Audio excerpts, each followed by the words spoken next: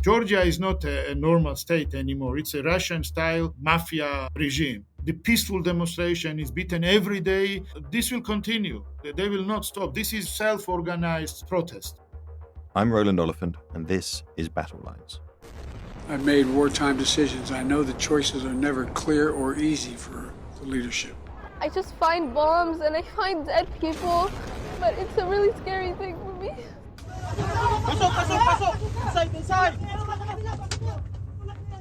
In this episode of Battle Lines, I speak to Europe editor James Crisp about the attempted assassination of Robert Fico. Then I spoke to Gia Japaridze, a former Georgian diplomat who was beaten up in what he believes was punishment for his opposition to a controversial foreign agents law. And finally, I spoke to Robin Forestier Walker, a British filmmaker who lives in Tbilisi, about how protesters have reacted to the law. It's Friday, the 17th of May.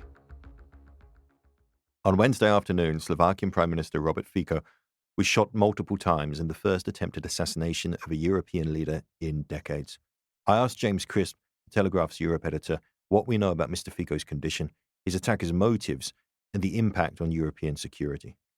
James, bring us up to date. What kind of condition is he in?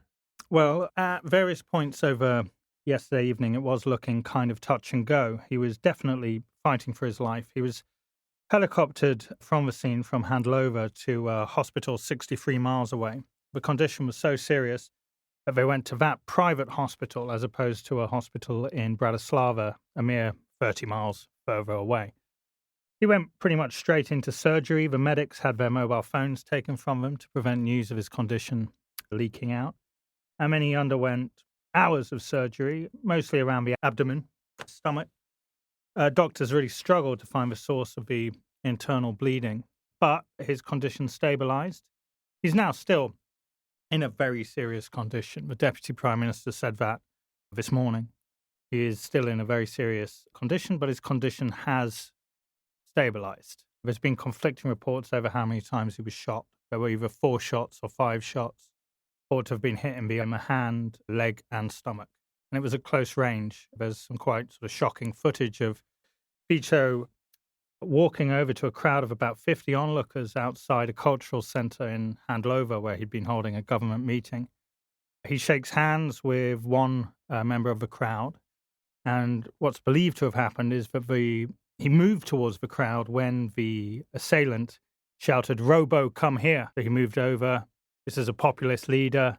He's won an election in October. He went to greet his people, and he was shot at close range. And then, as you can imagine, all havoc broke loose. The gunman was overpowered swiftly. Fico was bundled, picked up out of a flower bed, bundled into the back of a car, pulled down the railings. They zoom off, get him in the helicopter, get him into surgery. I don't think it's overplaying it to say this has really shocked the whole of Europe. I think it's been more than 20 years since there was a similar assassination attempt against a European leader. This is something which doesn't happen that often in an EU member state or a NATO member state. So what do we know about the gunman? The gunman is said to be a 71-year-old man, a poet, a novelist, also a former security guard at a shopping mall. There's a very confused and conflicting picture of this man whose surname I'm probably going to mispronounce, but it's Centula. We'll call him Mr. Centula, Juraj Centula. He's in custody. As you can imagine, we've been looking into his past, and I think Checkered just about sums it up. He has links to a pro-Russian group called the Slovak Soldiers. This is a group which was sort of very pro-Kremlin, parroted a lot of their propaganda about migration, about NGOs, fake news, Putin. But at the same time, he also set up a group against violence. So he's an assassin who tried to set up a campaign group against violence in politics. Not only that, he seems to have a serious hatred of Mr. Fico, who is one of the EU's most pro-Russian prime ministers. He was elected on a campaign vowing not to send one more bullet to Ukraine. He wants an end to the sanctions. He thinks the sanctions are hurting Europe more than they're hurting the Kremlin. So for Mr. Fico's critics, he's basically a pro-Putin patsy, in the vein of Viktor Orban of Hungary. Now, despite having had some sort of pro-Russian leanings or apparent pro-Russian leanings, the gunman seems to have shifted his position. He wrote about how wrong he thought the invasion of Ukraine was. He also, at the same time, wrote quite a lot about migration. He talked about Europe being invaded by hundreds of thousands of migrants. He seems to have taken a particular dislike to Roma gypsies. So I think what you've got is quite a polarized man. He also had a problem with Fico's dismantling of the special prosecutor's office. I mean, Fico resigned in his third stint as prime minister amid accusations he was basically running a mafia state. Since coming to power, he's dismantled this special prosecutor's office, despite warnings from Brussels and others. The government was protesting against that. He thinks that Fico is too liberal on gambling as well. He wants him to do something about that. So we really have a man of, he owned the gun legally. We have a man of a lot of contradictions, a man who was also very active in a literary club that he set up and is a member of the Association of Slovak Writers. I think what's interesting, if we took a step back, that this confused picture, and this quite divided and clashing picture, actually is reminiscent of a situation in Slovakia, which is a very polarized society at the moment. You have pro-Western forces before Fico's election victory. You'll know this, Roland, as well. Slovakia was one of the most vocal supporters of donating weapons to Ukraine. They were sending howitzers, other weapons, ammunition, and were one of the sort of the first. They were in the vanguard. And now we have this total sort of switcheroo in a country which is a NATO member, but has got really deep distrust of NATO, which people say is fueled by Russian disinformation. But NATO is not popular. It's probably one of the countries in Europe where it is the least popular while being a member of the alliance. And Fico played on that and COVID skepticism in a kind of a sort of a heady populist mix in order to catapult himself back into power. He is a very clever politician. He is a canny tactician. You don't become the longest serving prime minister in any country's history by just being a populist strong man who talks about how much he loves football and fast cars and bodybuilding. This is a guy who I've seen at EU summits. He'll say something on the way in. Behind closed doors, a few days later, you hear back, oh, it was completely different behind closed doors. The canny operator. Very canny operator, yeah. He's controversial inside Slovakia. Left power last time after there was a Slovak journalist who was murdered, and this triggered a scandal. And Jan Kuciak, which led to him stepping down. So he's also got this checkered history inside Slovakia. And interestingly, yeah, he is generally painted as a kind of a pro-Putin, Orban-like figure.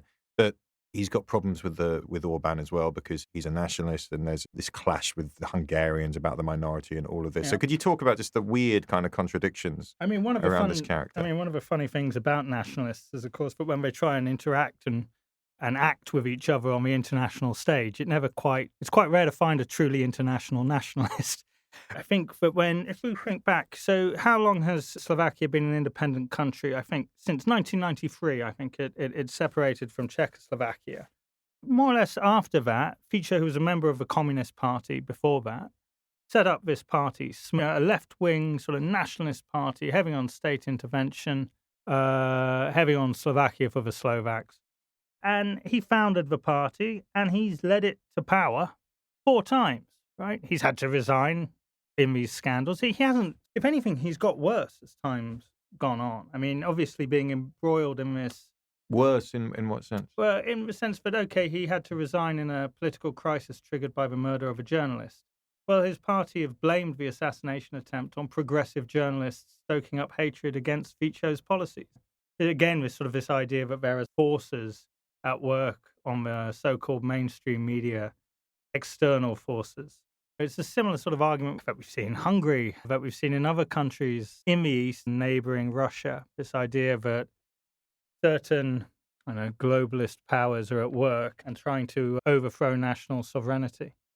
And so Fico has continued to be extremely rude about journalists, calling them sons of whatevers and, I'll say euphemistically, ladies of the night. He is a brash, outspoken man. That's kind of his brand. He's kind of like, if you imagine, he's one of Europe's mini-Trumps.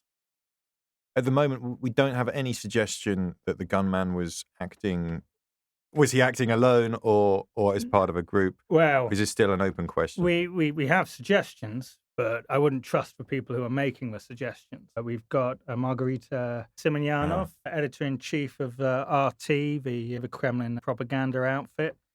She's saying Ukraine should be blamed, of course. We've had Slutsky, he's a chairman of the Duma's Foreign Affairs Committee. He's been suggesting that the reason this has happened is because Fico is brave enough to stand against the hegemony or the unified Western opinion on Moscow's illegal invasion.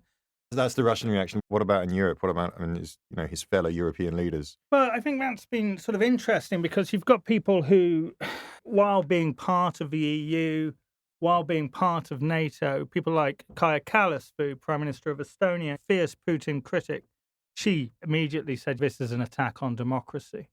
Olaf Scholz said very similar, this shouldn't happen in Europe. There's been a sign, actually, of united support for Fico. They may disagree with him on a lot to do with Ukraine. They may disagree with him on a lot to do with his criticism of the EU, which is virulent. They see this as a step backwards for Europe, that a prime minister can be shot on the streets of the EU, basically. And I think it's also interesting that Volodymyr Zelensky also was very quick to condemn the shooting, offer Mr. Fico his sort of best wishes and his family. Meanwhile, of course, Putin sent a telegram to Slovakia's president talking about what a great guy Fico was and how he had the strength to come through this, which it looks like he does have the strength to come through it. James Crisp, thank you very much for joining us. Thank you. On Tuesday, Georgia's parliament voted in favour of a controversial foreign agents law, despite massive protests on the streets of Tbilisi by young Georgians who fear it will block the country's path to Europe and bring it closer to Vladimir Putin's Russia. Days earlier, several opposition activists were ambushed and beaten up outside their homes in what they believe was a coordinated act of intimidation against opponents of the law.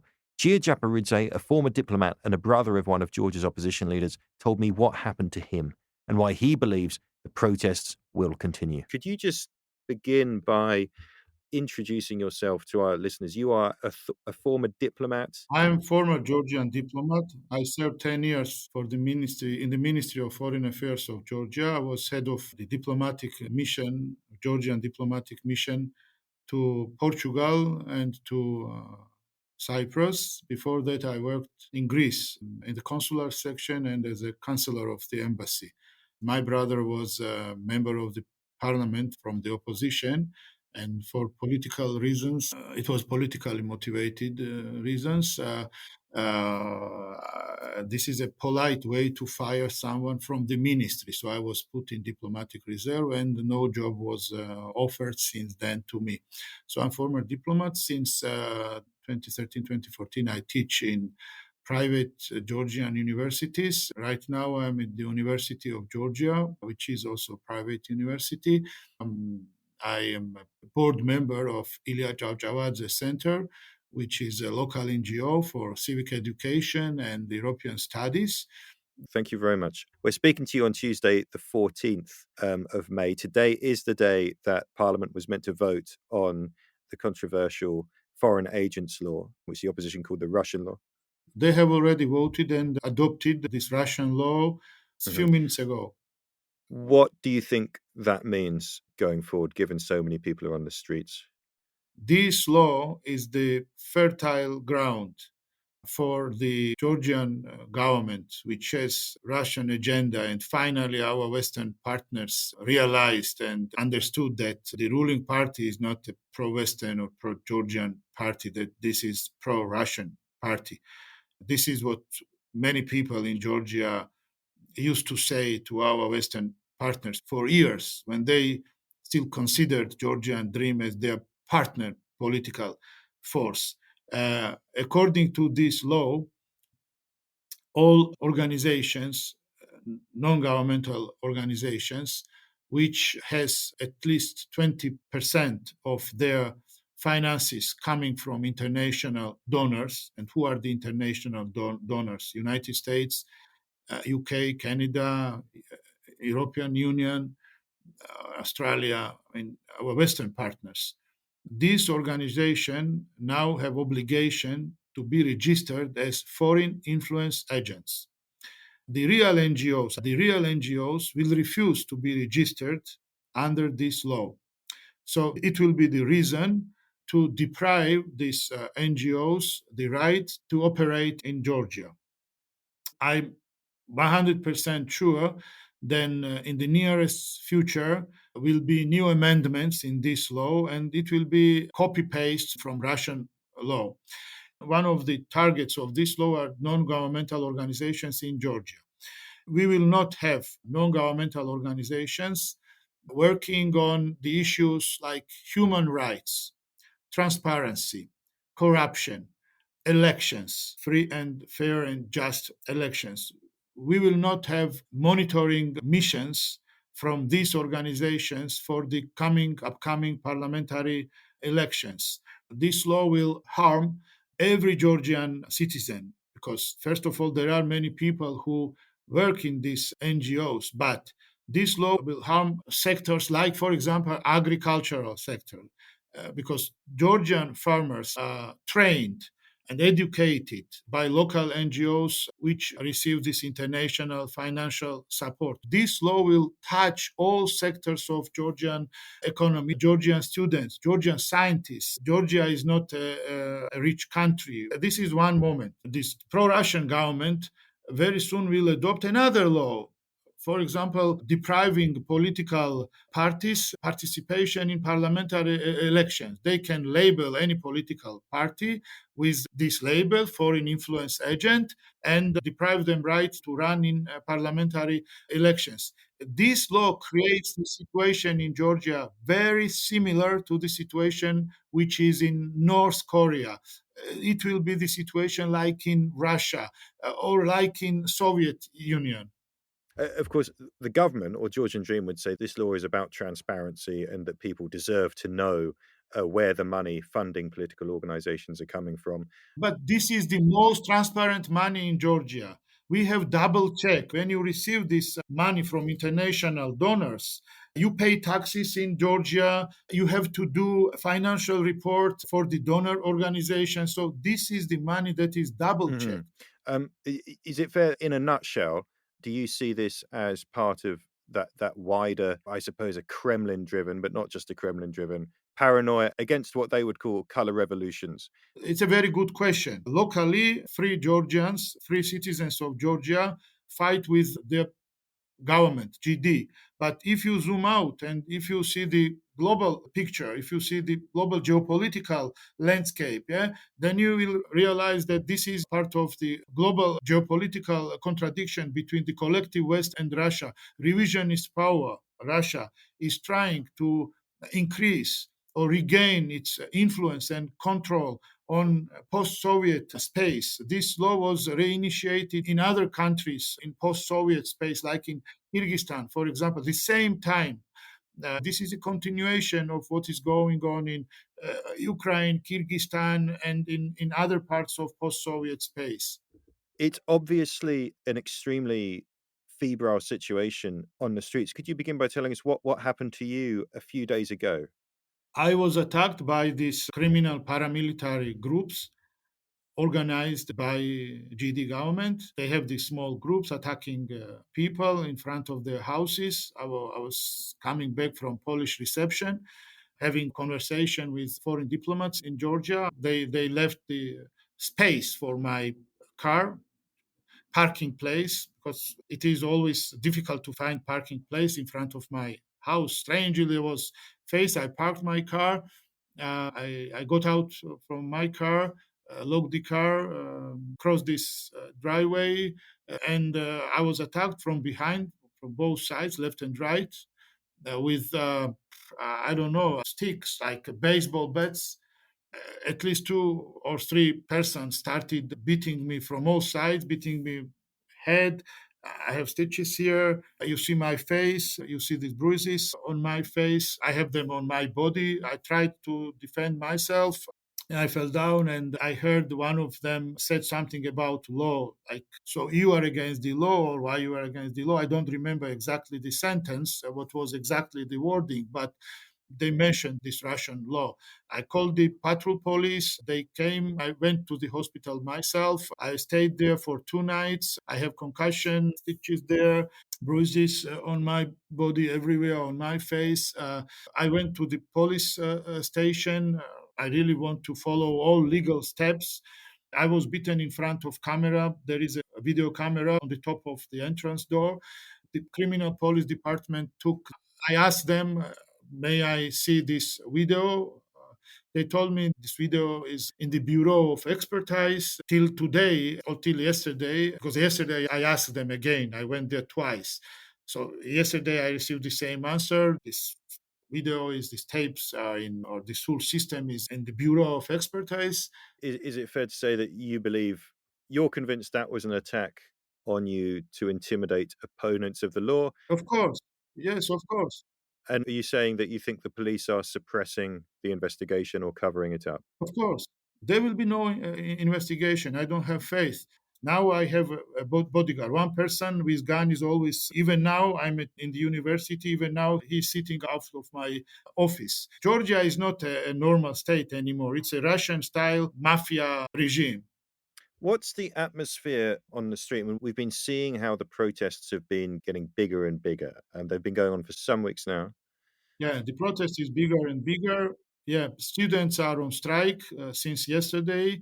We have growing protest. People demand from Georgian government now, as the law is already adopted, to take this law back. The majority of the protesters are young generation, born in free country. For them, freedom is given. For me, freedom is a result of my fight because I was born in Soviet Union. For them, freedom is given, and they try to defend their personal freedom and the freedom of and independence of Georgia. And these people are beaten brutally. The peaceful demonstration is beaten every day. Yesterday, they detained 20 protesters, mainly youngsters, 2 American citizens among them. This will continue. They will not stop. This is self-organized protest. The president has the right to veto this law. And we're going to have approximately 2 weeks. Then Parliament has the right to override the veto. So we have these 2 weeks. Georgians, free Georgian citizens, will continue protesting, will continue their fight for freedom. But we need strong international support, not just speaking, not just making statements, critical statements, harsh statements. No, we need actions, real actions. Our Western partners have to impose sanctions, touch their finances. They are billionaires. Impose travel bans on the members of their families because they have their kids studying in the best American or EU universities. They go for shopping to Europe. There are so many things. There are tools in hands of our partners, and they can use these tools. Protest movements can pass off peacefully, or they can sometimes lead to violence. How does it feel? You're in Tbilisi right now. You're seeing what's going on. Does this feel like there is a danger of things getting more violent, getting out of hand? Or are you optimistic? No one in Tbilisi, in Georgia, wants revolution. No one. We don't want revolution. We are peaceful protesters. What we want is a normal life. We want to keep our independence. We want to live in free country. We want our personal freedoms. We want to live normal life. We want to be part of Europe, to join European Union. That's what we want. And we have this right. No one wants revolution in Georgia. No one. People who have these protest demonstrations in Tbilisi, in Batumi, in other Kutaisi, in other cities of Georgia, no one, not a single person wants revolution in Georgia. No, we want peaceful transfer of power in normal, fair, free, and just elections.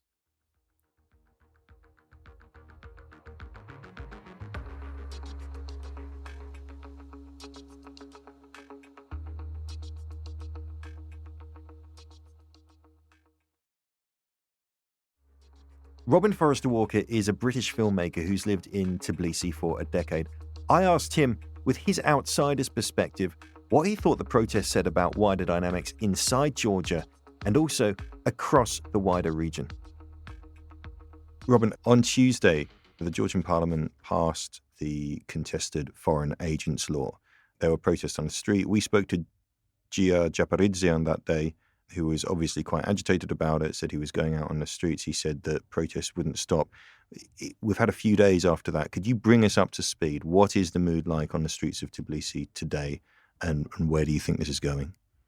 So we're on 2 days on since the third reading was passed. And what we're seeing is not really a slowdown in the protest movement, but certainly a continuation of street demonstrations.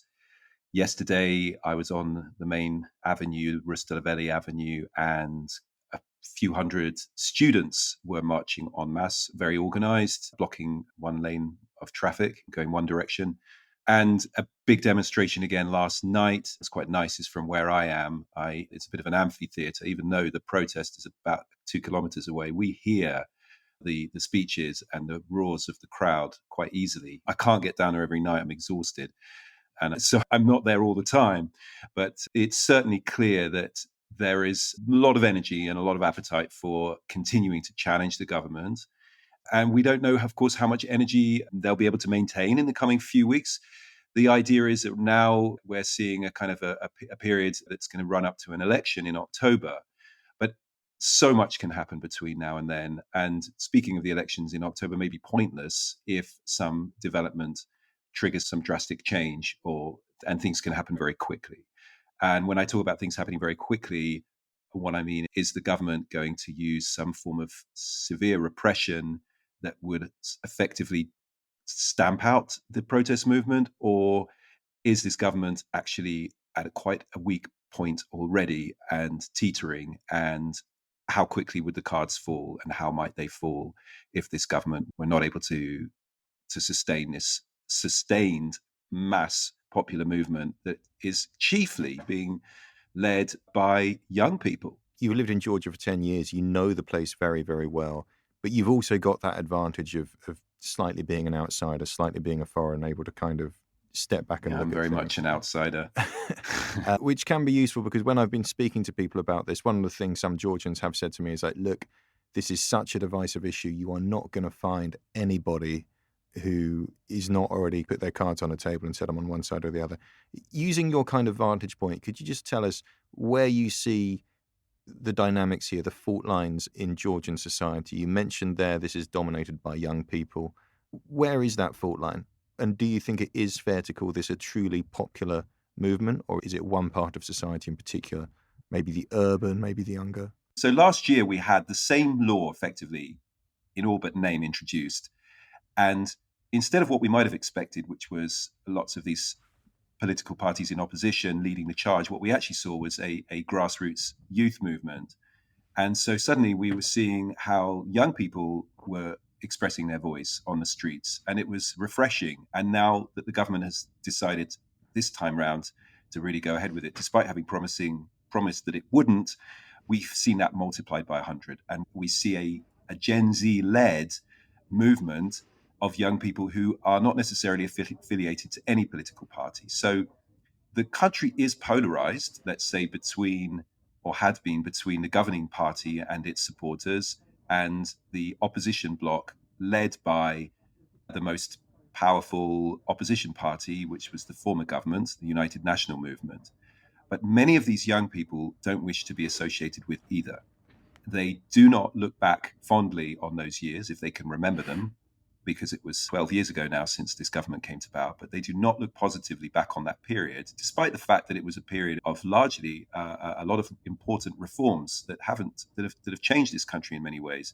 But the UNM is unpopular, as I was saying, the United National Movement, and the governing party is very, very unpopular. So that polarization perhaps now is also an ideological one. The fault lines are about people who want to see their country move forward. They are progressive, they are educated, they know that the European values means freedom of speech, means equality before the law, and also opportunity, economic opportunity. And they don't buy in to this idea that there is an alternative way into Europe, where Georgia somehow is a unique country with its own values and its own value system and traditions. This is the argument of the Georgian government, which still claims that actually we do want to go into Europe. We just want Europe to understand us as a freedom-loving but traditional nation, along the lines of the Hungarian Orbán style. So this approach does not seem to be appealing. And yet there is, of course, a large proportion of Georgians who also buy into that idea.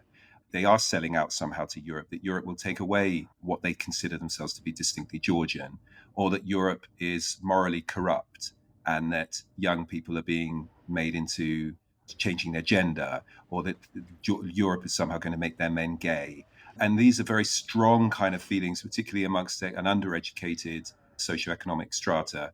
And I think that is where the polarity lies now. And there is also some overlap with the kind of propaganda that we see the world over, which is, let's say, Kremlin enabling, Russia enabling, which is this idea that at least Russia stands in opposition to the West in terms of its values, not necessarily just about challenging the idea that the West has a hegemony on power, but also this idea playing into people's minds and fears here that Russia, as Georgia's northern neighbor, isn't going away. Russia is winning in Ukraine. Russia is all powerful and will ultimately win this war. And Georgia is either next in line or risks becoming sucked into this war. And that's also very much a line that the government is pushing, that they have had to play a very, very, very delicate balancing act to avoid upsetting the Russian bear. And so this is where the polarity lies. For people who think, no, we have to stand for Europe, we have to stand for European values, and we shouldn't be afraid to demand those rights. And a population that is very worried about where this could all end, because they've seen it before. They've seen Russia's meddling in Ukraine after Ukraine had its 2014 Maidan revolution. And those fears are understandable. What you've laid out is a kind of argument amongst Georgians about Georgia's future, which takes into account what's in the neighbourhood. Where we're standing back and talking about the global battle lines in geopolitical confrontations, we might say this is a fault line between Russia and the West. Do you think that if Ukraine and its allies were doing better in the war, if the war in Ukraine looked like Russia was losing rather than winning, as it seems to be at the moment, that the Georgian government would be doing this? It's very clear that he thinks that Ukraine is losing this war. So from that perspective, he's hedging his bets with Moscow over Washington, because I think he understands that Russian money has played an instrumental role in propping up the economy here in the last couple of years. We've seen Russian inflows of cash and smart shniki, people who are coming here, the laptop warriors who've brought their expertise, and many Russians who've settled here, propped up the Georgian economy with their spending power. And of course, the big money also, which we don't see so visibly on the streets in terms of assets and so forth. There are Russian assets in Georgia, and there is also now an opportunity for more money, offshore money, to flood in of dubious origin, particularly from Russia, because while all of this has been going on, the political protests, the government tweaked the tax code to lower the tax on the repatriation or the bringing in of offshore accounts. So it's clear that I think the inaction of the US and Europe to support Ukraine militarily, the delays in getting that weaponry to the front, the flip-flopping and all the rest of it has shown that the West is not putting up a sufficient block to Russia. And I think that the Georgians understand how weak they are and what a weak position they are. So in that sense, one can understand Bidzina worrying about his money and about where he should be thinking strategically. And of course, that's not just a Georgian question, is it? That's a question that many leaders in many capitals in Central Asia, in the other countries in the Caucasus and elsewhere will be considering. Yeah, we've got Armenia across the border, which has, to all intents and purposes, been abandoned by Russia. There were military bases. There is still a military base in Armenia, but Russia was not able or willing to back the Armenians in their war with Azerbaijan over Nagorno-Karabakh. And the tragedy of that is that the tens of thousands of Nagorno-Karabakh Armenians have left their homeland probably forever. So we see how perhaps the Ukraine war shifted the calculus for Vladimir Putin, who either neither had the resources or the interest in maintaining a good relationship with Armenia, and instead shifting his support over to Azerbaijan and the Azerbaijani leadership, supremely powerful and strong now. And in Central Asia, we see governments introducing, like in Kyrgyzstan, similar legislation that we've seen here on foreign agents. And so we do see echoes of influence, not just in Georgia, but across the Central Asia, South Caucasus, Eurasia region, in terms of how Vladimir Putin and his Russia are now flexing their muscles in their, as they like to call it, near abroad. And all of this is connected to Ukraine, of course. Let me just put to you the argument that maybe the Georgian government would make, which is that, look, this law is about transparency. It's about people knowing who is funding their media, their civil society organizations, their think tanks, groups that are trying to influence policy in the country. And if those groups are basically being funded from outside the country, the public should know. Do you think they've got a point? They say that the law is about transparency. But if you go to any of the organizations and NGOs that are Western funded and you go to their websites and you click on the About Us section, it's very, very, very clear where they're getting their funding from. And they make no effort to hide where their support comes from. What this is about is repressing, muzzling the NGOs and the media organizations that receive some Western funding from holding this government to account, especially in the run-up to the election. And why it's about that is because the government has made no secret of its target, that these are the organizations in particular. One is called Transparency International. Now, Transparency International has documented more than 150 allegations of high-level corruption that remain unaddressed by the government. They are the bête noire of this government. They constantly refer to these people as foreign agents now. They plaster posters up of them around town, decrying them as foreign agents. I say they. We don't know if it's the government, but it's pretty obvious that people who are doing this are carrying them out on the interests of the government. So this is not about transparency, and it's a bad law in that it will also affect any NGO. It's such a blunt instrument that will force a lot of these organizations to really think twice about whether they can continue. Just because, for instance, they will have investigative powers to force people to basically give up all their information. So imagine a lot of sensitive information for, let's say, a rights organization, right, like LGBT or something like that. Effectively, this law will require them to hand over all the names of all the people that they support or that they provided some form of advice or help for. And so it's not about the letter of the law, it's the spirit of the law. It's clear that it's targeting these organizations which have been helping Georgia, let's say, in its democracy and development through Western support for decades. That's not to say that having so many NGOs is a particularly healthy environment. In an ideal world, you would have strong institutions and you would have a powerful opposition, democratically elected politicians in parliament that were able to hold the government to account, because you had a coalition system, a level playing field after elections and so forth. Unfortunately, that's not the case here.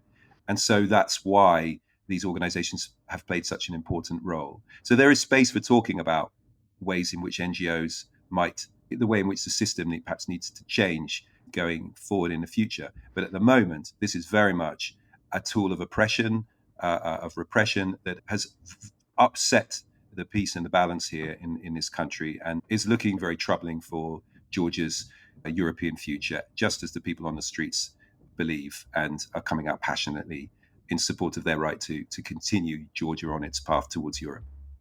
Robin, thank you very much indeed. That's all for Battle Lines this time. Please join us again next week for more of the Telegraph's best foreign reporting.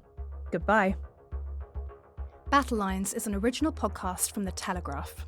To stay on top of all of our news, analysis and dispatches from around the world, subscribe to The Telegraph or sign up to Dispatches, which brings stories from our award-winning correspondents straight to your inbox. We also have a live blog on our website where you can follow updates on Israel and Gaza as they come in throughout the day, including insight from contributors to this podcast. If you appreciated this podcast, please consider following Battle Lines on your preferred podcast app, and if you have a moment, leave a review as it really helps others find the show. As disinformation is a particular problem during conflict, we are relying on your support more than ever. Battle Lines is part of wider Telegraph foreign coverage in our podcasts. If you're interested in finding out more about the war in Ukraine, you can listen to our sister podcast, Ukraine the Latest. Battle Lines is produced by David Degahi, and the executive producers are David Knowles and Louisa Wells.